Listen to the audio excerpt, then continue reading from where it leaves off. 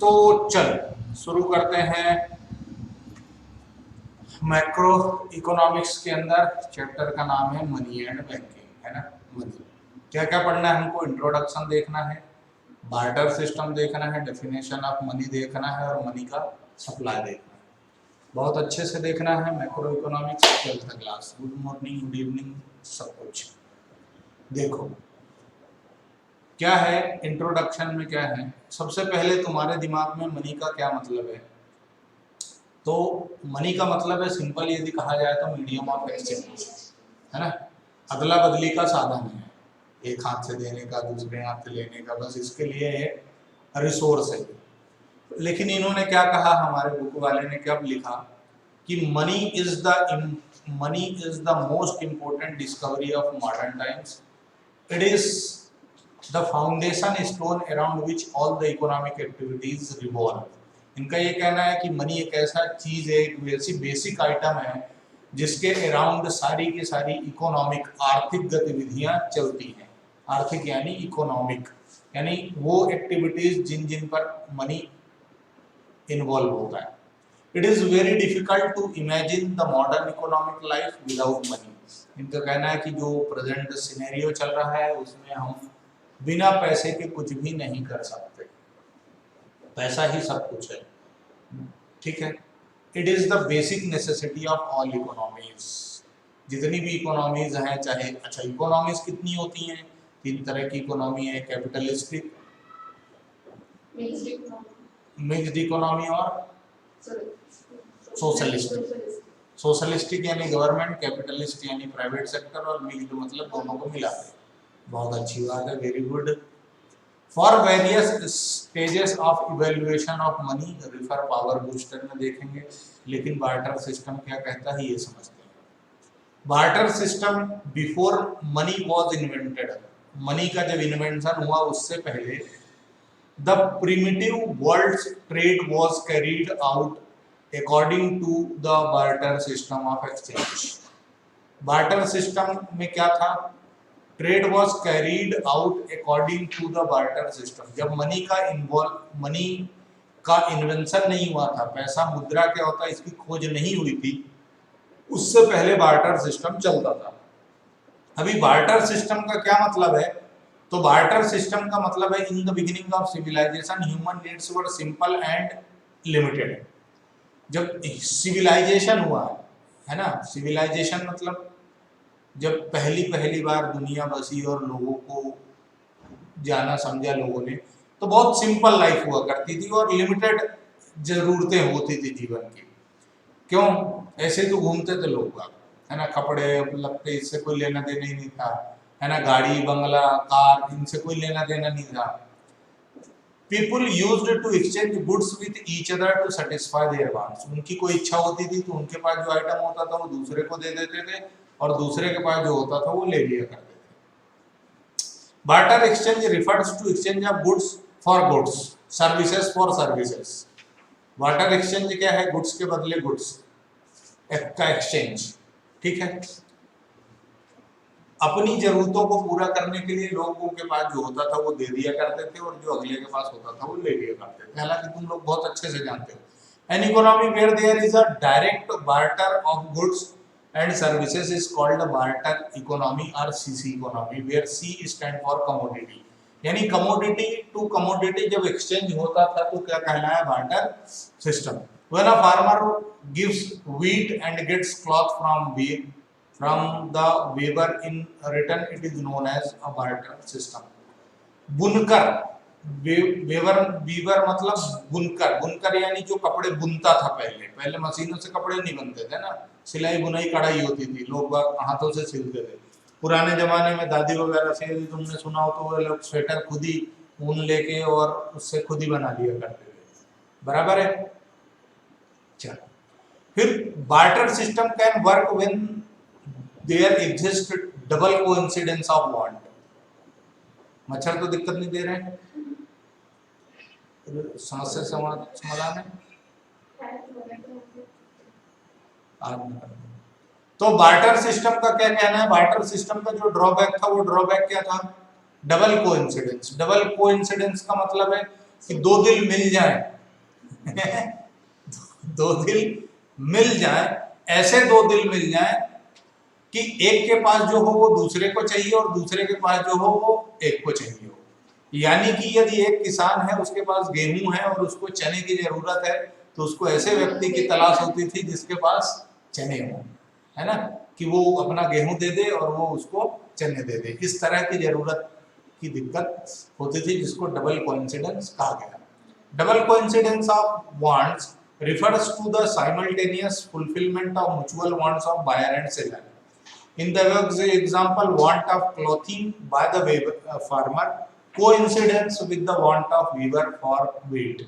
मतलब जो बुनकर है उसको इस बात की जरूरत हो कि गेहूं चाहिए, और किसान को इस बात की जरूरत हो कि उसको कपड़े चाहिए, और ये दोनों की मुलाकात हो जाए, है ना, जिंदा रहने के लिए। तो यही था डबल कोइंसिडेंस, और ये घटना दुर्घटना बहुत मुश्किल से हुआ करती थी। However, it is very difficult to find double coincidence of wants in real life. It leads to huge trading cost. भाई फिर घूमना फिरना पड़ता था, जानकारियां निकालनी पड़ती थी। With rising economic activity, the exchange through barter became more difficult and complex. है ना, क्या हुआ, बार्टर सिस्टम बड़ा समस्या देने लग गया था। जैसे जैसे इकोनॉमिक एक्टिविटी बढ़ना शुरू हुई, वैसे वैसे बार्टर सिस्टम में समस्याएं भी शुरू हो गई, क्योंकि डबल कोइंसिडेंस मिलता नहीं था आसानी से। लिमिटेशंस ऑफ बार्टर सिस्टम की लिमिटेशंस क्या है बच्चों? तो बार्टर सिस्टम की लिमिटेशंस ये हैं कि lack of double coincidence of want, है ना, ऐसे दो लोग मिल जाएं, इस बात की बहुत दिक्कत थी कि जिनको एक दूसरे की जरूरत हो। Lack of common measure of value, कोई कॉमन मेजर नहीं था, तो कोई रियल वैल्यू अपने को मालूम नहीं पड़ती थी। अब जैसे कपड़े दिए और गेहूं दिए, तो कितना गेहूं दे दोगे तो कपड़े की वैल्यू के लिए सफिशिएंट होगा, ये कैलकुलेशन नहीं हो पाता था। बस ये है, लोगों को सेटिस्फेक्शन रहता था, नहीं यार मेरे को कपड़े चाहिए थे, मिल गए। अगले को लगता था नहीं यार दाल रोटी की व्यवस्था हो गई, रही तो यार। कोई लालच नहीं था, कोई दिमाग का उपयोग नहीं होता था, फीलिंग्स में काम हो जाया करता था। आगे बढ़ते हैं। Lack of standard of deferred payment. Deferred payment मतलब डिले, डिफर्ड मतलब देरी। तो देरी से इनका क्या कहना है कि आज तुमने एक चीज ले ली और उसके बदले यदि तुमने डिफरमेंट किया पेमेंट का, तुमने जो गुड्स देना था उसको उसमें देरी की, तो ये जो टाइम कंज्यूम कर लिया आपने, इसके लिए कोई मेजरमेंट का वैल्यू नहीं था कि कितना बढ़ा के या कितना घटा के हमको पेमेंट देना है। यानी कि आज हमने कपड़े ले लिए हैं, कल हम कितना गेहूं बढ़ा के दे दें, उसके लिए ऐसा कोई वैल्यू नहीं हुआ करता था। ठीक है। The borrower may not be able to arrange goods of exactly same quality at the time of repayment.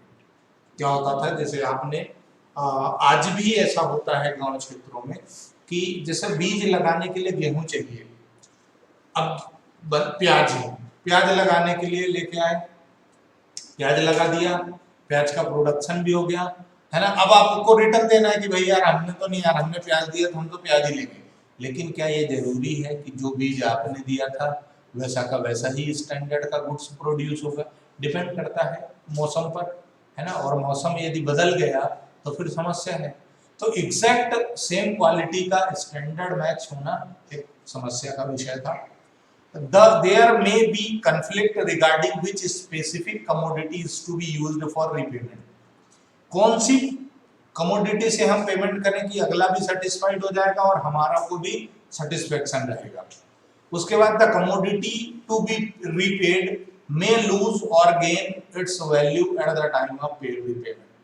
उसकी वैल्यू कुछ भी हो सकती थी, कम या ज्यादा, इसका कोई वो वैल्यूएशन का क्राइटेरिया नहीं होता था। Lack of store value of money, आप स्टोर कर लो तो जो आज कीमत है कल भी वही रहेगी, कोई वैल्यूएशन इसमें बढ़ने घटने का कोई कॉलम नहीं हुआ करता था। ठीक है। तो ये समस्याएं थी, और इन समस्याओं को दूर करने के लिए बार्टर सिस्टम की जो समस्या थी, उस समस्या को दूर करने के लिए एक नया कॉन्सेप्ट डेवलप किया गया जिसका नाम दिया गया मनी। और मनी क्या है? कॉमन मेजर ऑफ वैल्यू है। Which is easily accepted across the world. पूरी दुनिया में एक कॉमन मेजरमेंट है वैल्यू का। तो money is anything which is generally accepted as a medium of exchange, measure of value, store of value and means of standard of deferred payment. यानी कि इनका कहना है कि सिंपली मनी क्या है, एक्सचेंज का माध्यम है, मेजर ऑफ वैल्यू है, किसी कमोडिटी की, किसी वस्तु की आप वैल्यू मेजर कर सकते हो।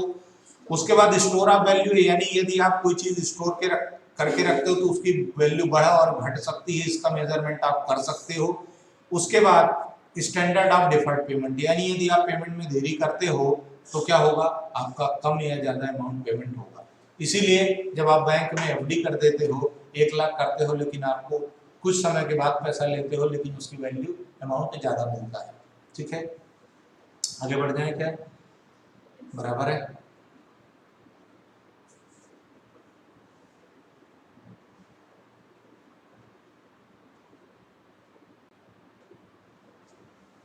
अब इन्होंने एक बात की कि legal definition of money, money का लीगल डेफिनेशन क्या है।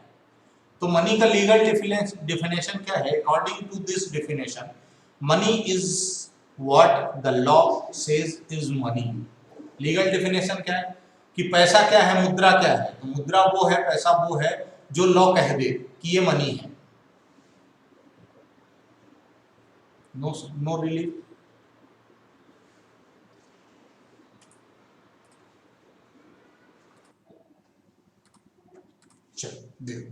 तो इनका क्या कहना है कि लीगल मनी का लीगल डेफिनेशन क्या है कि जो लॉ एक्सेप्ट कर दे या जो लॉ कह दे कि ये चीज मनी है, वो मनी हो जाएगी। So anything which the government declares as money is money. Government जिस जिस चीज को नोटिफाई कर दे this is money, this is money. On the basis of legal recognition money is of two kinds. दो तरह की होती है मनी, एक होता है लीगल टेंडर और दूसरा होता है नॉन लीगल टेंडर। जैसे मोदी जी ने 8 नवंबर 2016 को बोला था कि 500 और 1000 के नोट अब लीगल टेंडर नहीं रहेंगे, तो वो क्या हो गया, नॉन लीगल टेंडर मनी हो गया, है ना, बराबर है। क्रिप्टो करेंसी, बिटकॉइन नाम सुना? हाँ। बिटकॉइन का नाम सुना? नहीं सुना? बिटकॉइन क्रिप्टो करेंसी है, ऑनलाइन करेंसी है जिसका कोई फिजिकल सेफ साइज नहीं है, बस हाँ लोगों को ये है कि वॉलेट से काम चलता है ना। तो उसका रिकॉग्निशन इंडियन गवर्नमेंट ने नहीं दिया है, उसको अलाउ नहीं किया है, परमिट नहीं किया है कि आप उसको यूज करो as a medium of exchange या as a store value use करो, ऐसा कोई भी रिकॉग्निशन नहीं दिया है। तो वो क्या है, नॉन लीगल टेंडर है, ऑप्शनल मनी है, बराबर है। बट जो करेंसी है उसको गवर्नमेंट ने क्या करके रखा है, लीगल टेंडर बोल के रखा है। तो money which can be legally used to make payment of debt और other obligation is termed as legal tender money. जैसे 100, 50, 20, अब तो 500 के भी और 2000 के नोट जो चल रहे हैं बाजार में, जिनको गवर्नमेंट कहती है कि ये जेन्युइन है और लॉ है, एक्सेप्ट करता है। बीच में तुम लोगों ने यदि सुना हो बच्चों, तो क्या सुना होगा तुमने, 1 के सिक्के, 2 के सिक्के, 5 के सिक्के, 10 के सिक्के दुकानदार ले नहीं रहा है, बंद हो गए। तो ये लीगल टेंडर है, उसको गवर्नमेंट ने बंद नहीं किया है ऑफिशियली। यदि कोई डिनाई करता है तो बीच में ऐसा भी मैसेज आना शुरू हुआ था कि कोई डिनाई करता है तो आप कंप्लेन कर दो, पुलिस में उठा के ले जाएंगे, उसको समझा देंगे कि चल रही है कि नहीं चल रही, बंद हो गए, कहाँ से बंद हुए, ये उसको समझाया जाएगा अच्छे तरीके से, है ना। मतलब जिस चीज को गवर्नमेंट लॉ मान रही है और उसको कोई डिनाई करता है पेमेंट लेने से, तो फिर वो समस्या का विषय होगा। दिक्कत है, बंद कर दो।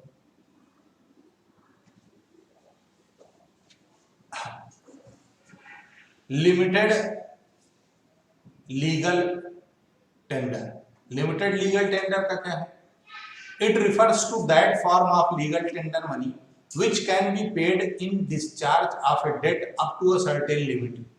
Legal tender, beyond this limit a person may refuse to accept the payment and no legal action can be taken against him.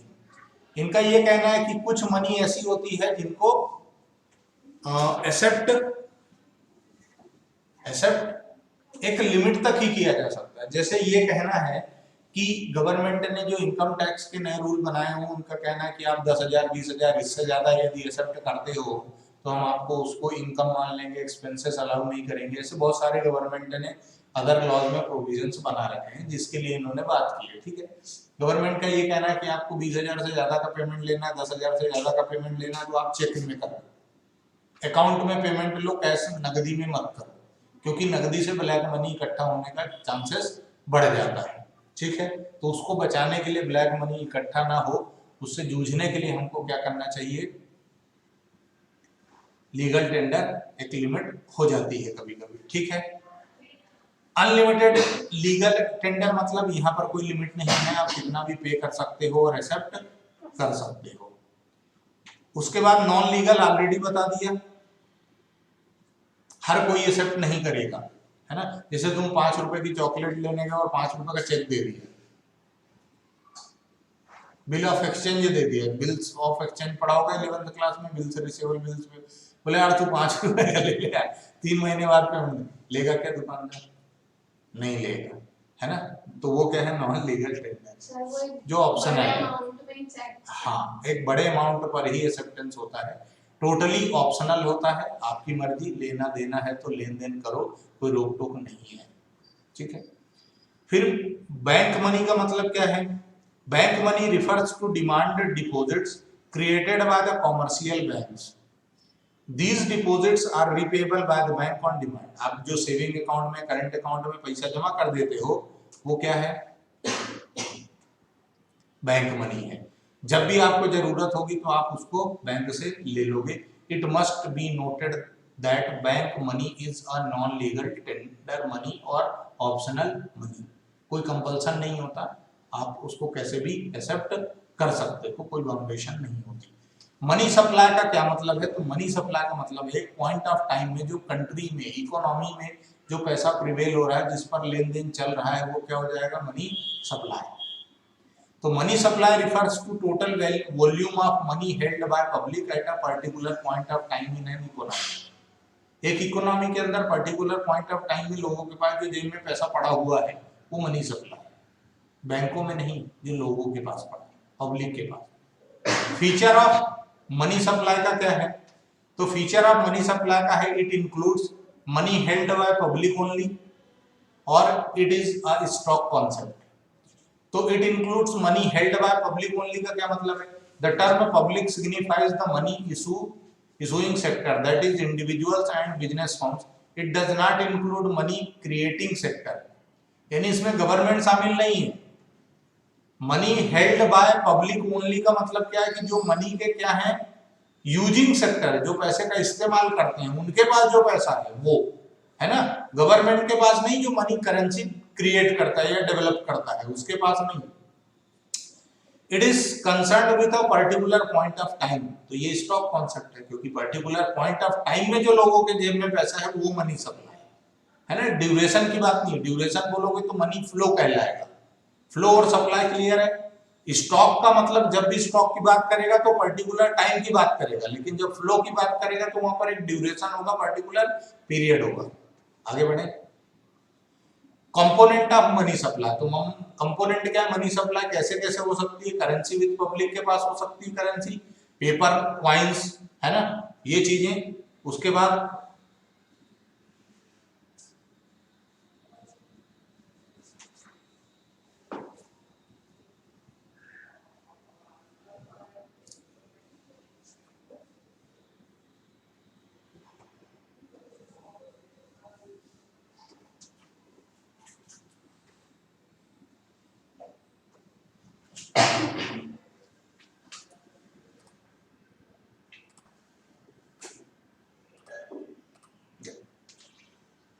तो कारवा आगे बढ़ाते हैं। Currency money is also termed as fiat money. Fiat money is defined as the money which is under the fiat or order from the government to act as money under law, it must be accepted for all debts। ये fiat money होती है जिसको government के order से accept किया जाता है ना। It is also termed as legal tender as it can be legally used to make payment of debt or other obligation। जैसे आजकल अपन वॉलेट का यूज करते हैं पेमेंट करने के लिए, डेबिट कार्ड, क्रेडिट कार्ड, ये सारी चीजें, ठीक है। उसके बाद डिमांड डिपॉजिट विथ बैंक का मतलब क्या है कि आपने बैंक में जो पैसा जमा करके रखा है, जो कभी भी आपके जरूरत पड़ने पर आप विड्रॉ उसको कर सकते हो। Only net demand deposits are included. Money में सिर्फ क्या आएगा, नेट डिमांड डिपॉजिट, यानी कोई फिक्स डिपॉजिट है तो उसको काउंट नहीं करना। फिक्स डिपॉजिट यानी टर्म डिपॉजिट, टर्म डिपॉजिट यानी आपने एफडी कर दी 2 साल 3 साल 4 साल के लिए, तो उसको फिर काउंटिंग में नहीं लेना है, ठीक है। डिमांड डिपॉजिट यानी saving account deposit plus current account deposit, FD नहीं आएगा उसमें, ठीक है। Measures of supply of money, measures of supply of money तो 1967 या 68 में RBI used only the narrow measure of money supply, but since 77 सारे फॉर्म्स यूज होने लग गए। पहले गवर्नमेंट सिर्फ नैरो कॉन्सेप्ट ही यूज करती थी।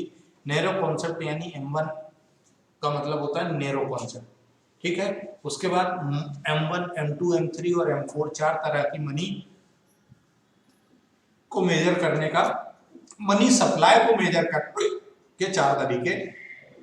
पहला M1 in narrow money, it is the first and basic measure of money supply. M1 is the most liquid measure of money supply as all its components are easily used as a medium of exchange.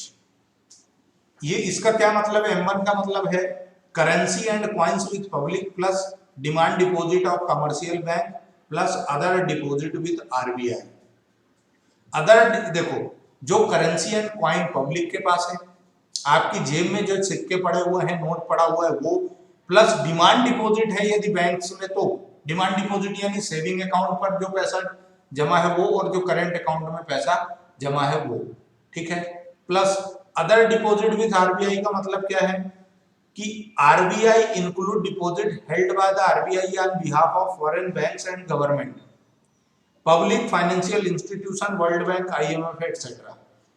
इनके behalf पर RBI के पास जो पैसा reserve रखा हुआ है वो क्या कहलाता है, M1।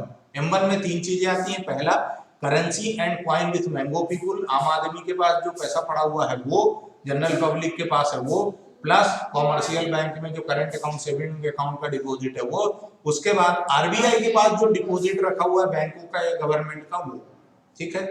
बैंकों का कैसे रखा हुआ है, तो बेटा बैंकों को भी रिजर्व मेंटेन करने होते हैं, दो रिजर्व, SLR और CRR, कैश रिजर्व रेशो और स्टैट्यूटरी लिक्विडिटी रेशो, ये दो रेशो मेंटेन करने होते हैं बैंकों को वो, और उनमें से कुछ आरबीआई के पास पड़ा होता है, वो किस में आ जाता है, M1 में। M2 का मतलब है M1 में जो है वो तीनों चीजें, उसके साथ में पोस्ट ऑफिस में जो सेविंग डिपॉजिट होगा वो, पोस्ट ऑफिस में भी सेविंग अकाउंट खुलता है, उस सेविंग अकाउंट में जो पैसा जमा होता है वो, प्लस M1 वाला। M1 में क्या क्या था, currency coin with public plus demand deposit into commercial bank plus RBI का जो रिजर्व है वो, ठीक है। M3 का मतलब है M1 plus net deposit with banks. Net deposit यानी नेट का मतलब है सबका टोटल, लेन देन को हटा करके जो बचा है वो। M3 कहलाता है ब्रॉड मनी, ठीक है। M4 का मतलब है M3 प्लस, M3 मतलब M1 भी आ गया है ना, और नेट डिपॉजिट टाइम डिपॉजिट गया, टाइम डिपॉजिट यानी एफडी, टाइम डिपॉजिट यानी एफडी, यानी M1 में तुम एफडी प्लस कर दोगे तो M3 हो जाएगा, और M1 में तुम क्या डिपॉजिट कर दोगे, क्या प्लस कर दोगे, पोस्ट ऑफिस वाला, तो M2 होगा, ठीक है। Currency with public plus demand deposit bank plus RBI का रिजर्व, ये M1 है, ठीक है।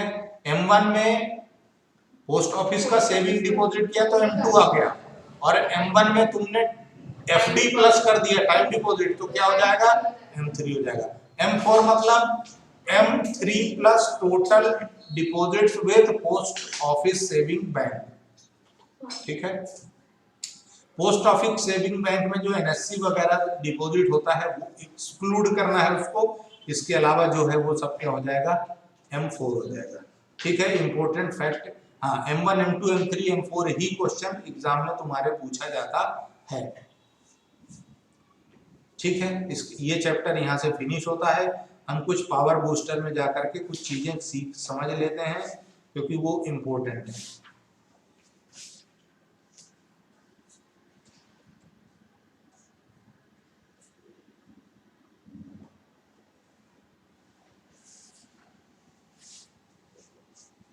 Power booster. Function of money, जो फंक्शन ऑफ मनी है, primary secondary functions of money, ये एग्जाम में आने के चांसेस काफी हद तक होते हैं। तो फंक्शंस ऑफ मनी क्या है? Primary function and secondary function, दो तरह का फंक्शन होता है। प्राइमरी फंक्शन यानी मेन फंक्शन या बेसिक फंक्शन, सेकेंडरी फंक्शन यानी सब्सिडरी या डेरिवेटिव्स यानी जो हेल्पिंग है वो। प्राइमरी फंक्शन क्या है मनी का? मीडियम ऑफ एक्सचेंज, चार फंक्शन जो उसकी डिफिनेशन में, पहला मीडियम ऑफ एक्सचेंज, दूसरा मेजर ऑफ वैल्यू, तीसरा स्टैंडर्ड ऑफ डिफर्ड पेमेंट और चौथा स्टोर ऑफ वैल्यू। ये चार चीजें। सेकेंडरी फंक्शन में क्या है? Oh sorry, medium of exchange, measure of value primary है, डिफर्ड पेमेंट और स्टोर ऑफ वैल्यू सेकेंडरी है। Primary function medium of exchange का क्या है? Money is as a medium of exchange means that it can be used to make payment for all transaction of goods and services. Goods and services के लिए सारे payment में इस्तेमाल हो सकता है। उसके बाद it is the most essential function of money, सबसे ज्यादा मीडियम ऑफ एक्सचेंज के लिए ही मनी यूज होता है। Money has the quality of general good, general acceptability. Money के पास ये क्वालिटी होती है कि जनरली एक्सेप्टेड होता है, कोई भी उसको एक्सेप्ट कर सकता है, कोई डिनाई नहीं कर सकता पेमेंट लेने या देने से। ठीक है बच्चों। So all exchange take place in terms of money, इसलिए सारे के सारे एक्सचेंजेस किस पे डील होते हैं? मनी पे। Use of money allows purchase and sale of, अब ये तो कोई पढ़ाने की जरूरत नहीं है, तुम लोग सब समझते हो, समझदार हो। मेजर ऑफ वैल्यू का मतलब क्या है? Money as a measure of value means that money works as a common denomination in which value of all goods and services are expressed. Measure of value का मतलब क्या है कि हर कमोडिटी को, गुड्स या सर्विसेज को आप एक वैल्यू फिक्स कर सकते हो, है ना? ठीक है। सर मेरे इसमें 3 फंक्शंस थे, 4 है ना टोटल, प्राइमरी सेकेंडरी बोलो। प्राइमरी सेकेंडरी और कंटीन्यूएंट फंक्शंस और फोर्थ है अदर फंक्शंस ऑफ मनी। हाँ, अदर तो बहुत सारे हो सकते हैं, अपन आगे बढ़ा रहे हैं ना काम। तो सेकेंडरी फंक्शन में क्या है कि ये वो फंक्शन है जो सप्लीमेंट्री टू प्राइमरी, यानी प्राइमरी को हेल्प देते हैं। क्या हेल्प देते हैं? Standard of deferred payment. Standard of deferred payment यानी time bar payment. Time bar payment यानी money as a standard of deferred payment means that money act as a standard for payment which are to be made in future।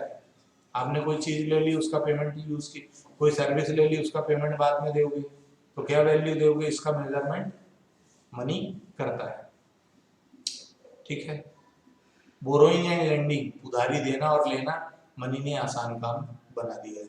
Store of value का मतलब तुम लोग आप बड़े आसानी से समझते हो।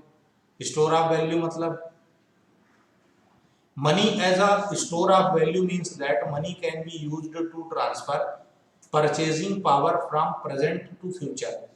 आप पैसे को स्टोर करके भी रख सकते हो, बाद में जरूरत पड़ने पर भी आप उसको खरीदी बिक्री कर सकते हो, कोई समस्या नहीं है, क्योंकि ये जनरली एक्सेप्टेबल होता है। मनी ने क्या किया? जो बार्टर सिस्टम का ड्रॉबैक था, ड्रॉबैक यानी जो कमी थी उसको दूर करने का काम किया 4 चीजों से। ठीक है, बार बार एक ही चीज पढ़ने से मतलब नहीं। Evaluation of money. Evaluation of money का क्या मतलब है?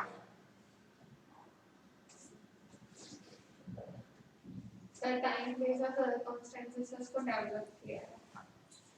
Money has evolved through different stages according to the time and place and circumstances। समय, स्थान और परिस्थितियों के हिसाब से मनी का डेवलपमेंट हुआ। पहले कमोडिटी मनी, गुड्स के बदले गुड्स बार्टर से एक्सचेंज। कमोडिटी टू कमोडिटी जो एक्सचेंज चलता था वो कमोडिटी मनी था। ठीक है, बराबर। गुड्स लाइक फर्स, skin, salt, rice, wheat, utensils, weapon etc were commonly used as money। such exchange of goods for goods was known as barter।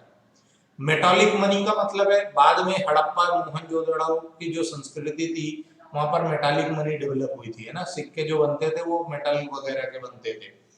तो with progress of human civilisation, जैसे जैसे हम जानकार हुए, ज्ञान की दुकानें खुलना शुरू हुई, वैसे वैसे commodity money change into metallic money, metals like gold, silver, copper, इन पर डीलिंग होना स्टार्ट हो गया।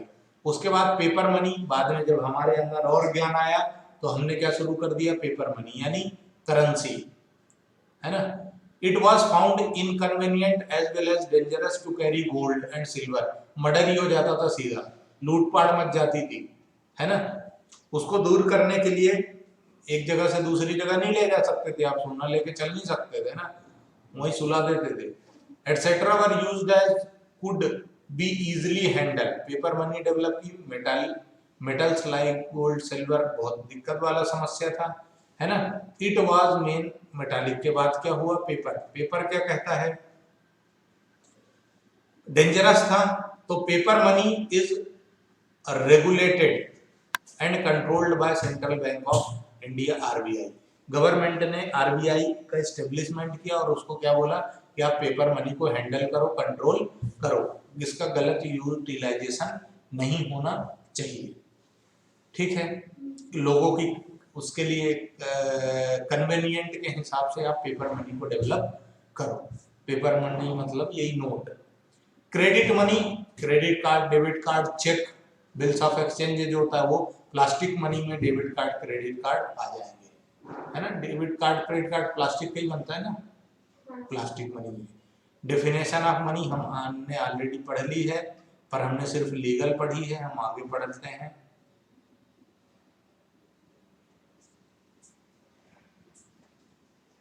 फंक्शनल डेफिनेशन ऑफ मनी क्या कहती है, ठीक है।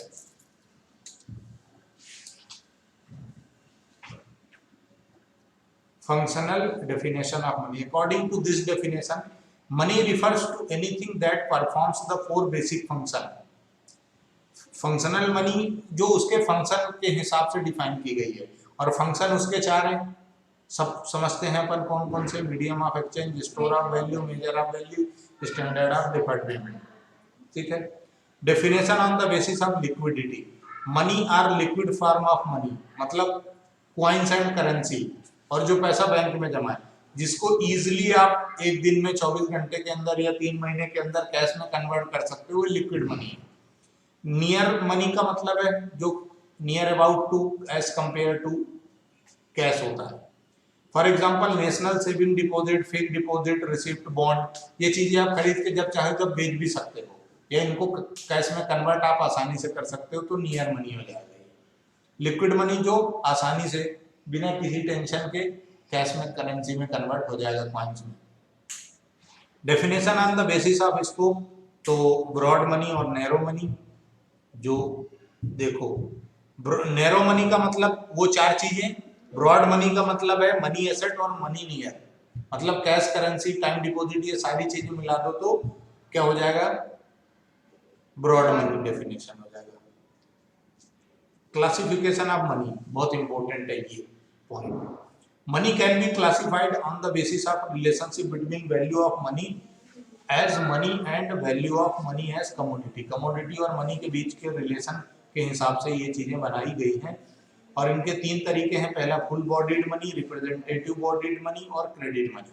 देखो बेटा, फुल बॉडीड मनी का मतलब है कि जब मेटालिक करेंसी चलती थी ना, तो 1 रुपए का सिक्का यदि दिया है तो 1 रुपए का गोल्ड या 1 रुपए का सिल्वर या 1 रुपए का कॉपर उसमें होता था।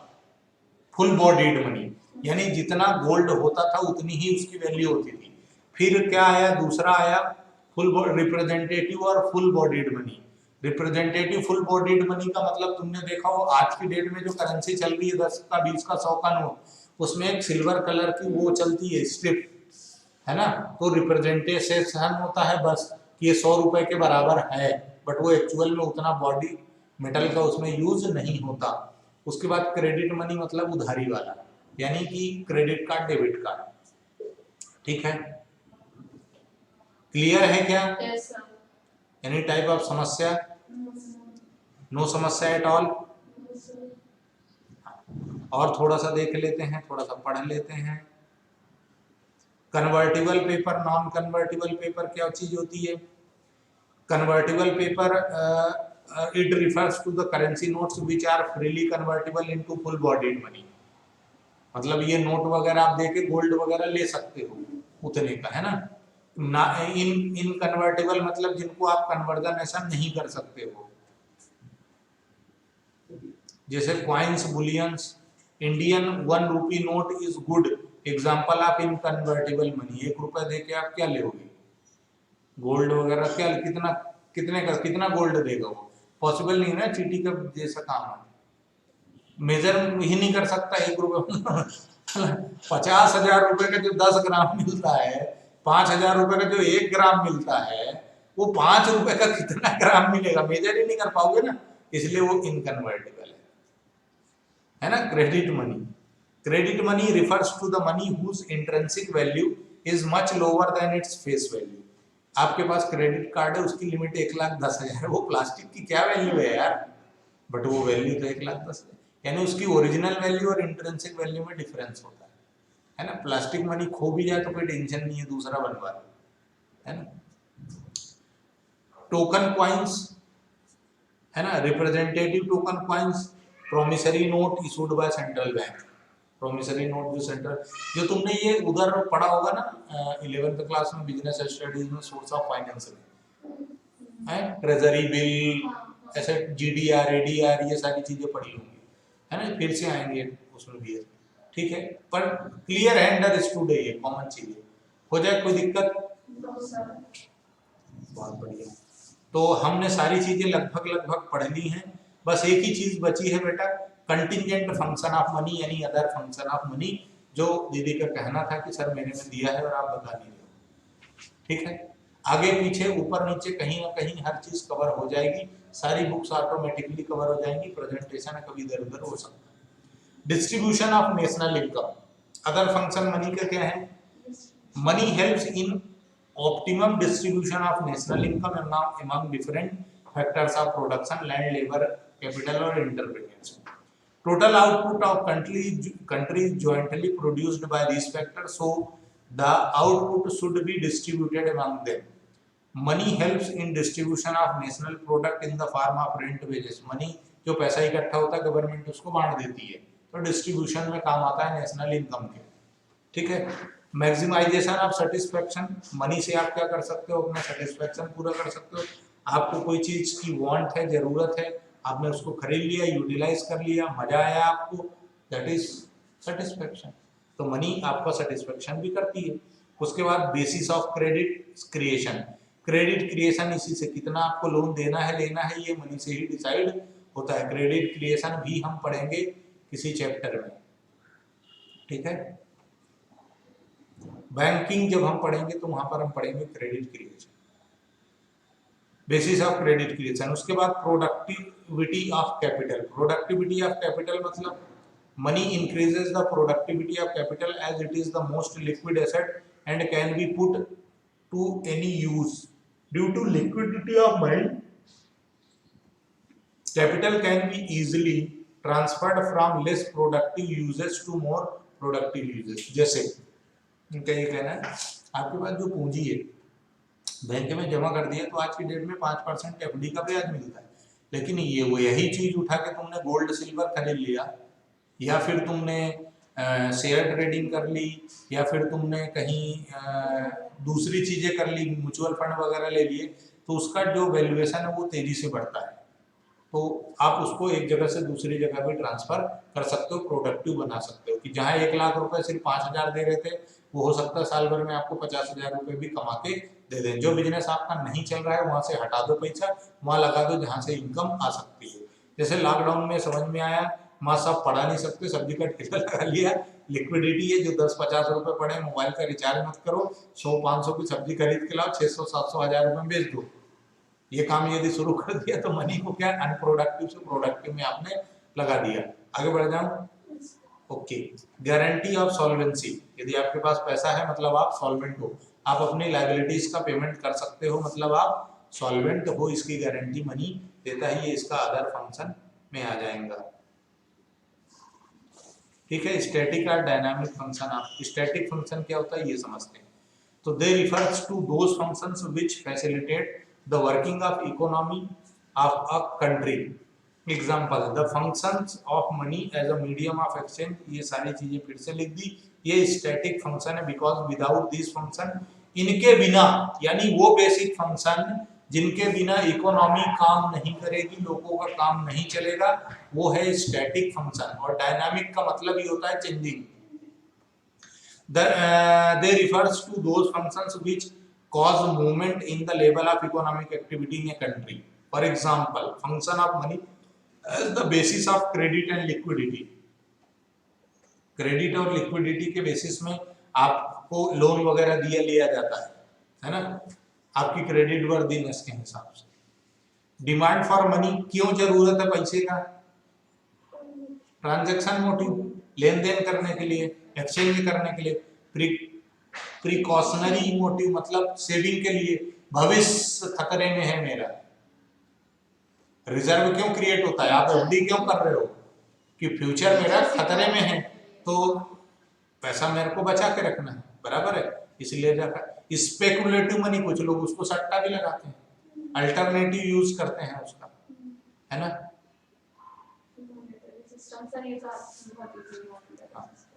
एक चीज इसमें मेरे को देखना है। अच्छा, अब वहां से चैप्टर खत्म हो गया है, तो हम इस लेक्चर को यहाँ खत्म करते हैं। आप लोगों को बहुत बहुत धन्यवाद। देखो, सुनो, समझो, मजा लो, पढ़ो आराम से। धन्यवाद।